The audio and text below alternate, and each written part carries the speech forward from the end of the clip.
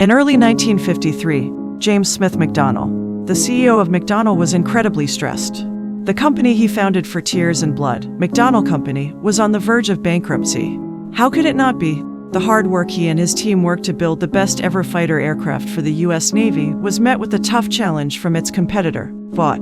Vought, which created the F-8 Crusader, received full support from the U.S. Navy and almost put McDonnell out of business. With the business maneuver like a fiery fighter jet, James McDonnell was determined to shake up the aviation world.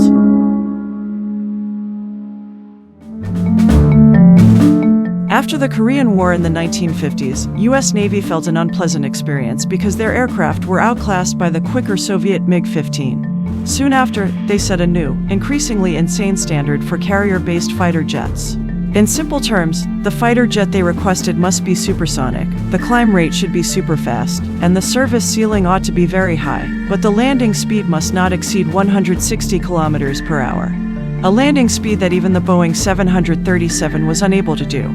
Those requests were very difficult and challenging for even the best aviation engineers in the world at that time. Only a handful of aviation companies were brave enough to the challenges of the U.S. Navy, one of which is Vought and McDonnell.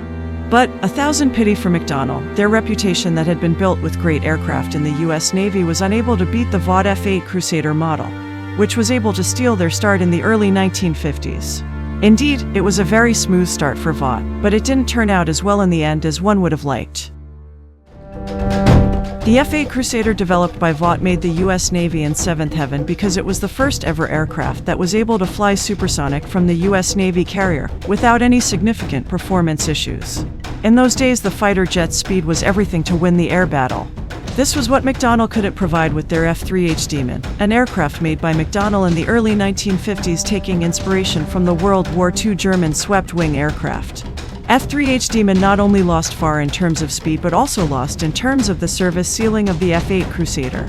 This was very unfavorable for U.S. Navy considering that the strategic bombers from their arch-rival, the Soviet Union, were able to fly increasingly faster and higher.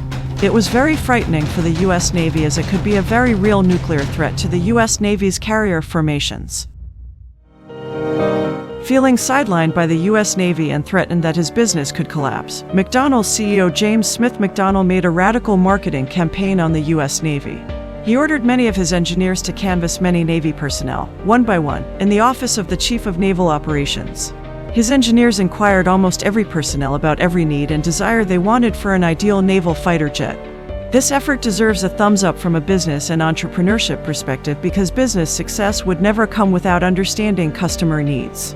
In fact, the tireless marketing efforts and McDonnell's leadership persistence managed to open up a revolutionary new idea, a true multi-role fighter jet capable of carrying out any mission requested.